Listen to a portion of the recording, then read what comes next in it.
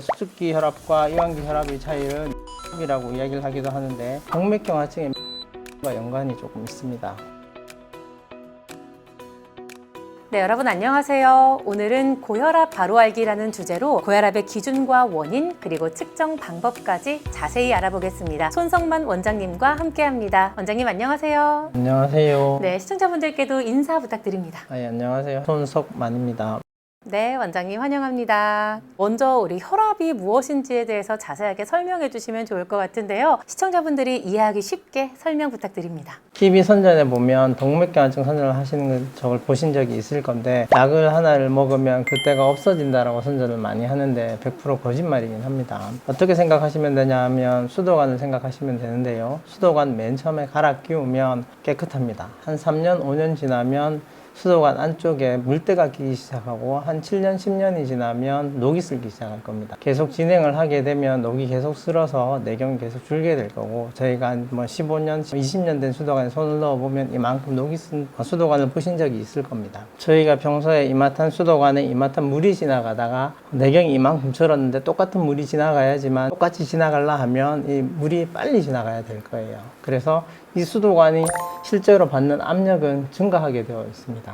그래서 수압이 증가한다라고 이야기를 하고요. 내경이 계속 줄다가 뭐 30년, 40년 가게 되면 약한 곳에서 막히거나 터지거나 하게 되죠. 우리 몸의 혈관 역시나 똑같다라고 말씀을 드리고 맨 처음에 깨끗한데 사춘기 이후로부터 혈관 안쪽에 때가 끼기 시작하고 더 진행을 하게 되면 때가 껴서 내경이 줄기 시작을 할 겁니다. 계속 진행하면 내경이 계속 줄 겁니다. 수도관하고 다른 점은 수도관은 30년, 40년 쓴다라고 이야기를 하지만 그래서 이마탄 혈관에 이마탄 피가 지나가다가 내경이 이만큼 줄었는데 똑같은 피가 지나가야지만 일상생활을 하는 데는 큰 문제가 없으니까 이 피는 빨리 진행을 해야 됩니다. 그 혈관이 받는 압력은 증가하게 되어 있습니다. 그때 고혈압이 온다라고 이야기를 하는 거고 물론 이거는 제가 환자분들한테 쉽게 말씀드리기 위해서 이야기를 하는 거고 실제로 고혈압이 오는 원인은 혈관 내피세포의 변화라든지 노화가 오면서 혈관의 탄력성이 주는 것도 같이 연관되어 있습니다. 약한 곳에서 막히거나 터지거나 할 수 있는데 뇌경색, 심근경색 이야기하고 잘 터지는 데가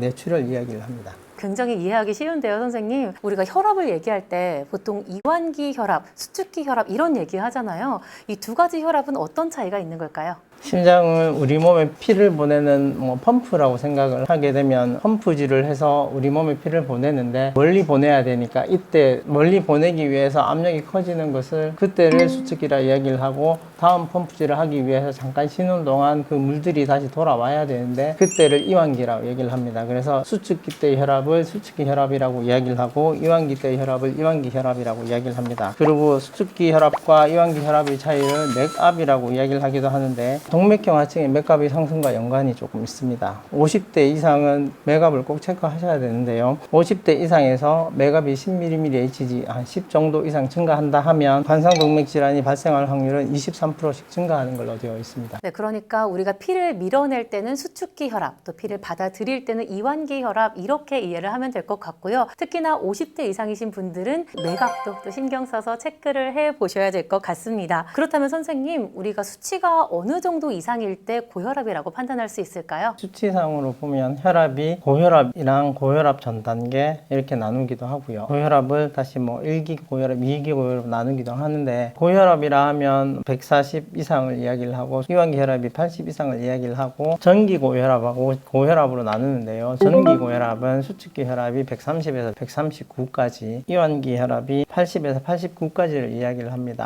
고혈압은 140에 90 이상을 고혈압이라고 이야기를 합니다. 네, 그렇다면 고혈압도 1기와 2기 이렇게 단계별로 나뉜다고 들었어요. 이 두 가지는 또 어떤 차이가 있을까요? 1기 고혈압은 수축기 혈압이 140에서 159, 이완기 혈압이 90에서 99까지를 이야기를 하고 2기 고혈압은 수축기 혈압이 160 이상, 이완기 혈압이 100 이상을 이야기를 합니다. 그 위험도를 따질 때는 심혈관계 질환의 위험 인자를 같이 고려해서 이야기를 하는데요. 그 위험 인자로는 고혈압, 당뇨병, 고지혈증, 흡연, 나이, 성별, 가족력 등이 포함되어 있습니다. 그래서 1기 고혈압이고 위험인자가 없을 때를 저희가 저위험군이라 이야기를 하면서 그 심혈관계 질환이 올 확률이 5에서 10% 정도를 이야기를 하고요. 1기 고혈압에서 위험인자 3개 이상이라든가 당뇨가 있다거나 타계도관 데미지가 있는 경우이거나 위험인자가 한두 개 이상일 때를 저희가 고위험군이라 이야기를 하면서 심혈관계 질환이 올 확률이 15% 이상이라고 이야기를 합니다. 물론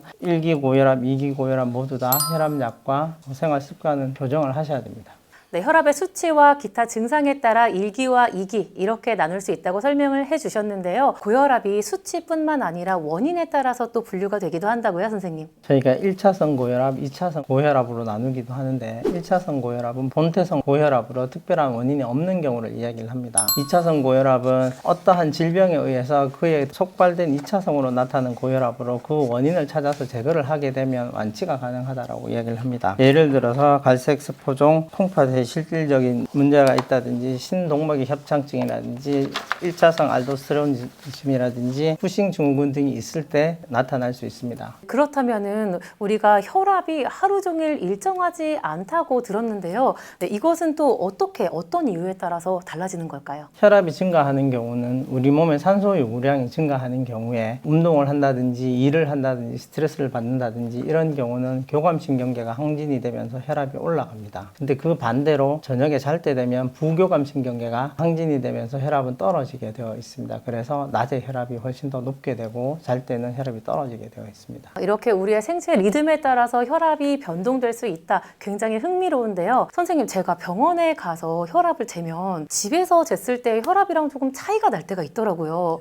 이건 왜 그런 걸까요? 앞에서 말씀드린 교감신경계, 부교감신경계랑 연관이 조금 있다라고 생각을 해볼 수 있는데요. 멀쩡하던 사람이 건강검진을 한다거나 혈압을 잰다라고 이야기를 하면 심장이 콩닥콩닥 뛰면서 긴장을 하게 되면 혈압이 올라가게 되어 있습니다. 이때 역시나 혈압이 올라가게 되어 있는 경우는 교감신경계가 활성화되어서 나타나는 것이고요. 이럴 때는 다른 원인에 의한 것이 아니고 저희가 배그의 고혈압, 그래서 흰 가운 입은 사람들을 보게 되면 혈압이 올라가는 경우를 이야기를 합니다. 집에서 지금 또 편하다라고 이야기를 하시는 분들이 계시거든요. 그거는 정상일 수 있습니다. 우리가 긴장한 마음 상태 때문에 혈압이 높게 나올 수 있다는 점이 굉장히 흥미로운데요. 그렇다면 선생님, 우리가 혈압을 정확하게 측정하기 위해서는 어떤 방법으로 측정을 하면 좋을까요? 혈압 재기 30분 전에는 커피나 카페인 아니면 담배 같은 거는 혈관 수축 작용이 있기 때문에 피하시는 게 맞습니다. 조금 전에 말씀드린 심계항진을 일으킬 만한 운동을 한다거나 흥분했거나 좀 빨리 걸어왔거나 이런 일이 있다 하면 한 1, 20분 넘게 쉬셨다가 좀 마음이 안정되면 혈압을 재시면 정확하게 알 수가 있고요. 굳이 이제 병원 오셔서 혈압을 재보시겠다라고 생각하시는 분들이 계신데 저희 같은 경우는 병원에서 재지 마시라고 말씀을 드립니다. 왜냐하면 본인이 혈압을 재러 병원에 왔는데 간호사들이 나를 보고 있고 내가 혈압을 쟀는데 높으면 어떡하지 생각을 하면 그때부터 혈압이 올라가기 시작합니다. 그래서 저희는 공공기관이나 금융기관 가셔서 혈압을 재시라고 이야기를 하고 가자마자 바로 재시지 마시고 한 1, 20분 앉았다가 물 한 잔 드시고 편해진 상태가 되면 그때 혈압을 재보시라고 말씀을 드리고 있습니다. 결국에는 편안한 상태에서 재는 혈압이 내 혈압이다, 이렇게 이해를 하면 될 것 같습니다. 선생님, 마지막으로 굉장히 중요한 부분 한 가지 더 여쭤보고 싶은데요. 이미 고혈압을 진단받으신 분들께서 일상 속에서 꼭 지켜야 하는 관리 방법 어떤 게 있을까요? 식습관 관리와 꾸준한 운동을 병행하시어 적당한 혈압을 유지하신다면 특별한 합병증 오지 않고 오래 잘 사실 수 있을 것 같습니다. 네, 감사합니다. 지금까지 손성만 원장님 모시고 고혈압 바로 알기라는 주제로 자세하게 이야기 나눠봤습니다.